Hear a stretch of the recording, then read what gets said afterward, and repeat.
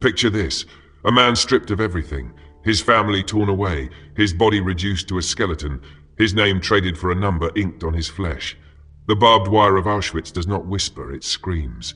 Every breath is theft, every dawn another mockery of hope. And yet Viktor Frankl, standing ankle-deep in the mud of hell itself, carved out a philosophy that spits in the face of despair. He did not escape suffering. He embraced it, dissected it, transformed it into something untouchable. Here's the shocking truth he dared to declare. Suffering is not the enemy. It is not the curse we think it is. It is the crucible. It is the fire that forges or the fire that consumes, depending on how you face it. And the most outrageous claim of all, suffering can be chosen. Not the circumstances, not the blows of fate, but the stance. The moment you say, yes, let it come, I will wring meaning from it, the chains snap. Frankl, shackled in rags, starving, beaten, stared into the abyss and whispered, I still have a choice. That whisper was louder than the boots of the guards, louder than the gas chamber's silence. And this is where his method detonates against the modern cult of happiness. Today we are told to avoid suffering, numb it with pills, scroll it away on glowing screens, distract ourselves until the grave. Frankl spat on that illusion. He said, you cannot escape pain. You can only decide whether it crushes you or crowns you. This is not self-help pap. It is a philosophy sharpened on the edge of death. It is not comfort, it is a weapon. When the world burns, when your heart is shattered, when all illusions collapse, you either collapse with them or you rise, bloodied and scarred but unbroken. Frankl's defiance is the opening blow. Suffering is not a tragedy to dodge. It is the battlefield where the soul reveals its strength. And if he could find meaning in the smoke of Auschwitz, what excuse do we have with our warm beds and soft hands for whining that life is unfair? The question that should haunt you now is not, how do I escape suffering? But what will I make of it? Because make no mistake, you will suffer.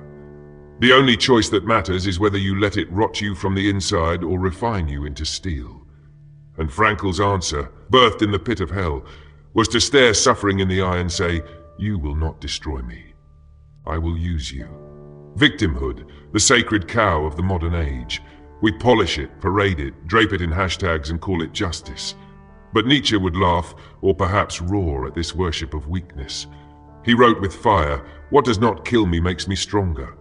It was no motivational slogan to print on coffee mugs. It was a battle cry, an insult hurled at fate itself. Strength is born not in comfort, but in the blows that leave scars. But look around. We live in a culture allergic to pain, a stubbed toe, and we demand compensation. A harsh word, and we shriek of trauma. We treat suffering as an aberration, an injustice that should not exist, as if the universe owes us a smooth path. Nietzsche spits on this illusion. He saw suffering as the forge of greatness, the anvil where spirit is hammered into form. Without it, you are soft clay, never hardened, never tested, destined to crumble at the slightest pressure. And here's where Frankl becomes Nietzsche's heir in the death camps. Stripped of every comfort, he refused to bow to the role of victim. He understood the most radical truth. No one can rob you of the power to respond. Even in chains, you remain free. Even in torment, you can choose. This is the anti-modern gospel. Stop whining, stop waiting for rescue, stop pretending you are powerless.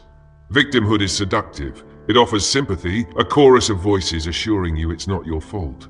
But it also poisons the spirit. To claim perpetual victimhood is to surrender the only weapon you have, the power to define your suffering. Frankl's defiance, Nietzsche's thunder, both declare the same heresy. Pain is not unfair, it is necessary.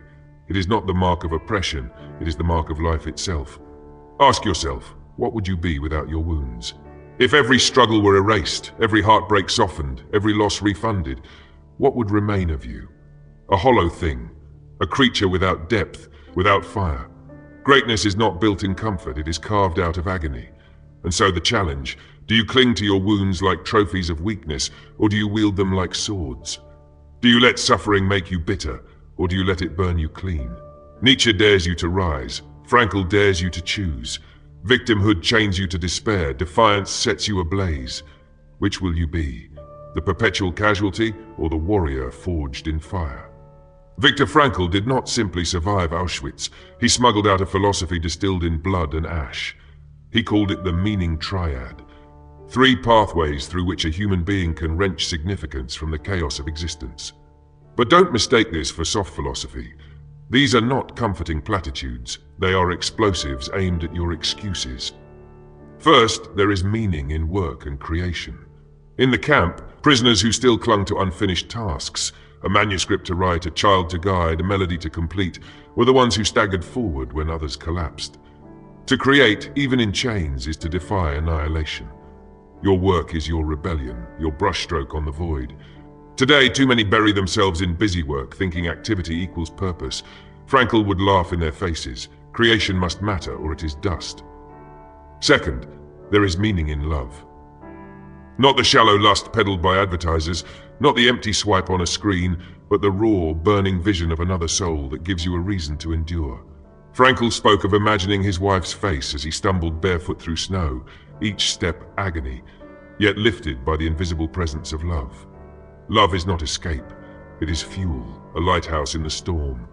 And yet in this age we treat love as disposable, a game of convenience. No wonder so many drift, anchorless. Third, and most scandalous, meaning through suffering itself. This is the nuclear core of Frankl's philosophy, the idea that suffering can be not only endured but embraced as the ultimate forge. He dared to say that suffering, accepted with dignity, can give life its deepest weight. Imagine that, pain not as a curse but as a crown. The modern ear recoils. How dare you, it cries. How dare you tell me my suffering can be meaningful? But Frankl lived this truth. If you can find meaning in the horror, then horror has no victory over you. This triad obliterates the shallow cult of happiness. Happiness is a mirage. Chase it and it vanishes. Meaning, however, does not depend on moods, nor luck, nor circumstance. Meaning can be carved from despair, born from anguish, ignited in the fire. So ask yourself, what unfinished work keeps you alive? Whom do you love so fiercely that their image could pull you through hell? And when agony comes, and it will you curse it, or will you say, yes, this too has meaning. This too will make me unbreakable. The Stoics understood something our therapy-soaked world has forgotten. Fate is not your enemy, it is your training ground. Epictetus, born a slave, chained and beaten, declared the most dangerous truth. You may fetter my leg, but not even Zeus himself can overpower my will. Marcus Aurelius, emperor at the height of Rome, plagued by war and plague, whispered to himself each dawn, today you will suffer insult, pain, betrayal, but none of it can touch the citadel within. What Frankl lived in Auschwitz was the Stoic creed made flesh. The guards controlled his food, his body, his very breath, but not his soul. That inner citadel, that last freedom, this is what our fragile age cannot grasp. We run to therapists, to pills, to mindfulness apps, desperate for protection against discomfort, as if we are children who must be soothed. The Stoics would laugh or spit. They demanded endurance. They demanded a refusal to bend before fortune's storm. Modern therapy often asks, how do you feel? The Stoic asks, what will you do? Do not whimper at fate's blows. Do not imagine that life will ever be painless. Instead, clutch your suffering like a weapon. Twist it, reframe it, turn the insult into iron.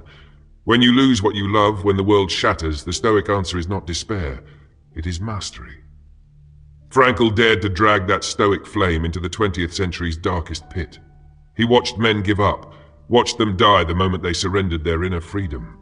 And he saw others, thin, starving shadows, walk upright, whispering prayers, offering crusts of bread, refusing to let the camp define them. That is Stoicism incarnate. To say, yes, the world burns, but my spirit does not bow. Contrast that with the weakness of today. We collapse over words, crumble under criticism, demand that reality itself bend to our fragility. Marcus Aurelius would roar at us from his grave, you were not born to cower, you were born to rise. The Stoics and Frankl together form a blasphemy against modern softness. Suffering is not a problem to be eliminated, it is a law of existence. The question is not how do I escape it, but how do I wield it? And once you grasp that, once you see your agony as material for greatness, you are free in a way no therapy, no pill, no illusion of comfort can ever grant. Freud believed man was a creature of drives. Sex and death, eros and thanatos, blind forces dragging us across the stage of life. His gospel was that our suffering is the echo of repressed desire, the gnawing hunger of instincts denied. In his world, man is a beast in a cage, scratching at the bars of civilization, doomed to frustration. But Viktor Frankl spat in the face of this reduction. He said, "No, we are not mere animals enslaved to libido and rage. We are beings who can stare down suffering and demand." What does this mean? The clash between Freud and Frankl is not an academic squabble, it is a war for the soul. Freud's patient lies on the couch, searching childhood memories for the wound that crippled him. Frankl's patient stands upright in the ashes of loss, and he asks him, "What will you do now? Will you choose to live for something beyond yourself?" Consider the obscenity of Freud's shadow in the camps. What sexual repression could explain the horror of Auschwitz? What unconscious conflict could account for men starving to death in filth? Frankl saw the truth. Suffering itself is not pathology, it is possibility. The man who still held on to a vision, to meaning, could endure what should have been unendurable. The one who surrendered to the nihilistic void was already dead, even if his heart still beat. Modern psychology often inherits Freud's obsession with past wounds, with peeling back layers until nothing remains but trauma. Frankl inverted the axis. The past is not your prison. It is the future, the meaning you still dare to pursue, that determines whether you rot or rise. That is the scandal. That is why his method was not merely therapy, but rebellion. Look around today and see Freud's shadow everywhere. The endless hunt for someone to blame, the cult of trauma, the belief that our pain makes us helpless. Frankl's defiance annihilates this excuse. Pain does not make you powerless. It hands you a decision. You can bow to it, or you can hurl it back as proof that you cannot be broken. This is the psychic war. Freud drags man into the mud of his instincts, while Frankl lifts him onto the cross of suffering and dares him to turn agony into transcendence. Which vision do you choose? The beast gnawing at the bars, or the human being who stands in the fire and says, "Yes, this is my forge"?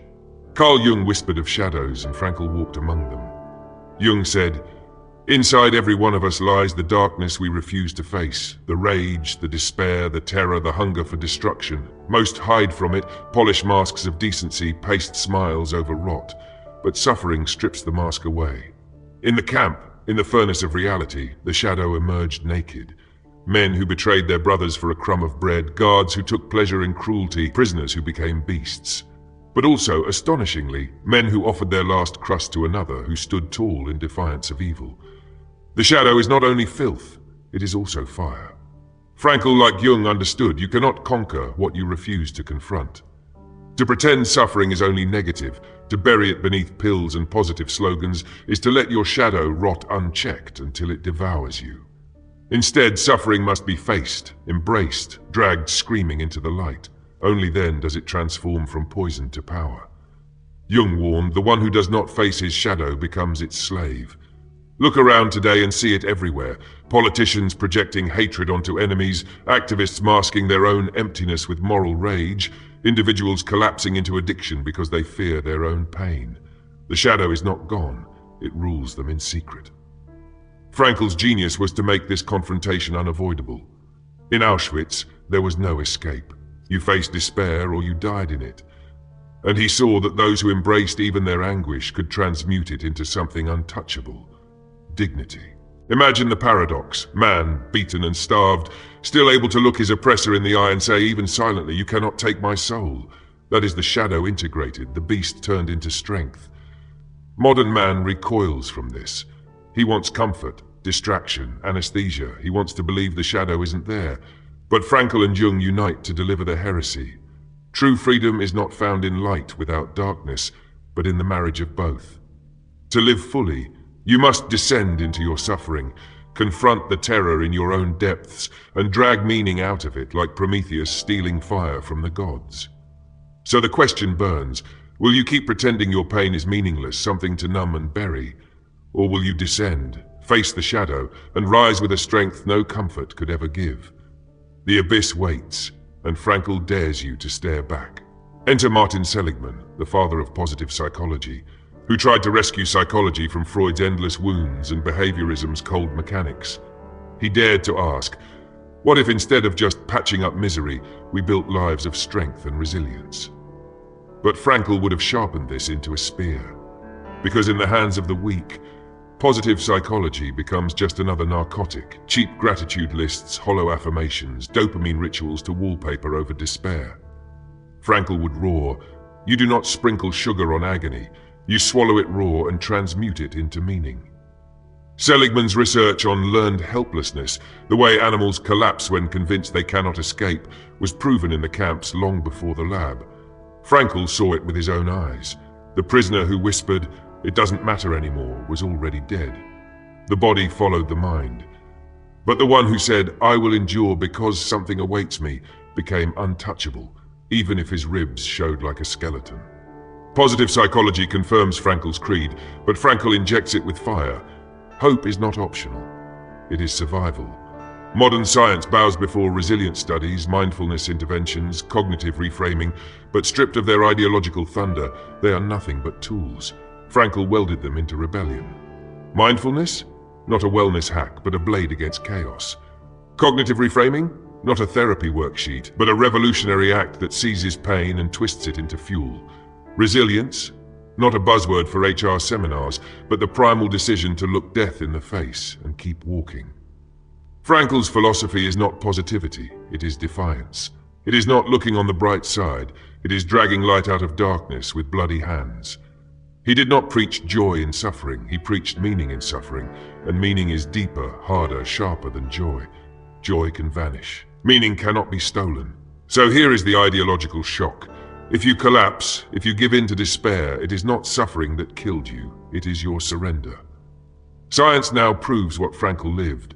Your mindset, your interpretation of agony, is the difference between rotting in helplessness or forging immortality of spirit. The world today teaches escape. Frankl and Seligman, twisted into rebellion, teach endurance.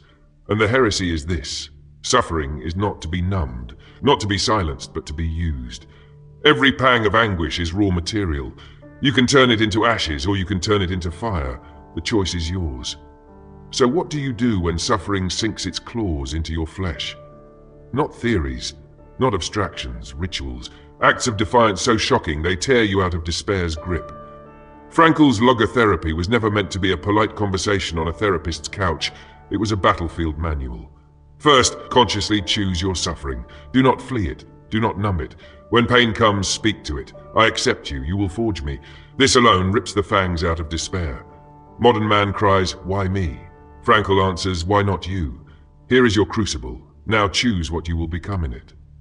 Second, create meaning in action. In the camps, the man who still scrubbed his shoes, who still whispered prayers, who still held himself upright in filth, was already free. These small rituals were not trivial. They were declarations of dignity. Today, when despair strikes, stand up, clean your room, write a page, build something that says, "I am not dead yet." Action is rebellion. Third, anchor yourself in love. Not the shallow warmth of comfort, but the blazing vision of someone or something worth suffering for. Carry them in your mind like Frankl carried the face of his wife through the snow. When agony strikes, close your eyes and summon that image. Let it drag you one step further into the storm. Fourth, reframe pain into power. Cognitive reframing is not some sterile therapy trick. It is alchemy. The Stoics knew it. Frankl lived it. When insulted, see it as training. When abandoned, see it as proof you can stand alone. When broken, see it as the chance to rebuild stronger. Every reframe is a fist in fate's face. And last, practice the brutal art of presence. Mindfulness stripped of incense and apps is war. When pain screams, breathe into it. Do not escape into screens. Do not flee into fantasy. Sit in the fire and feel it burn. Only then will you discover that you are not destroyed by sensation. You are larger than it. These are not comfort rituals. They will not make your life easier. They will make you harder. They will brand you with scars, but those scars are medals of survival. Do them, and suffering will no longer be your captor. It will be your hammer. Fail, and you will drown in the swamp of numbness, comfort, and despair. The rituals are waiting. The only question left is, will you dare to perform them? Here is the final heresy, the revelation that sears. Suffering is not something to endure. It is something to wield. It is the raw material of greatness, the fire that burns illusions and leaves only truth. Frankl's life was the proof. Stripped of everything, he discovered the one freedom no tyrant, no war, no despair could touch, the freedom to choose meaning. And if meaning can be found in Auschwitz, then it can be found anywhere. Look around at the modern cult of ease, at the endless pursuit of happiness as if it were a consumer product, sold in pills, apps, vacations, dopamine hits. All of it a lie. Happiness is fragile, fleeting, a toy of circumstance. The moment pain arrives, it shatters. But meaning? Meaning survives the grave. Meaning digs its nails into your suffering and says, "This is mine. I will make it fuel." The ancients knew it.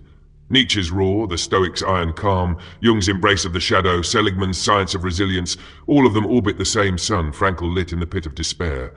You are not destroyed by suffering, you are defined by it. The weak flee, the strong stay. And those who stay discover a strength no comfort can ever grant. So what now? Do not chase happiness, do not flee pain. When suffering comes, and it will, face it with the fury of one who knows this is the forge. Ask not why me, but what meaning will I carve from this? Perform the rituals, claim your dignity, stand even when everything falls. Because the world does not need more comfort seekers, more victims, more fragile souls demanding protection from every sharp edge. The world needs warriors of the spirit, men and women who bleed and still rise, who burn and still choose, who walk through hell and drag back fire for the rest of us. That is the Viktor Frankl method. Not escape, not numbness, not hollow joy, but the audacity to stare suffering in the eye and say, "I will not be broken. I will become more." This is your call to arms. Your life will bring agony. Good. Let it. Use it. Forge yourself into something the world cannot crush. And when death finally comes, let it find you standing, defiant, with scars that gleam like armor. Suffering will either rot you or crown you. The choice is yours.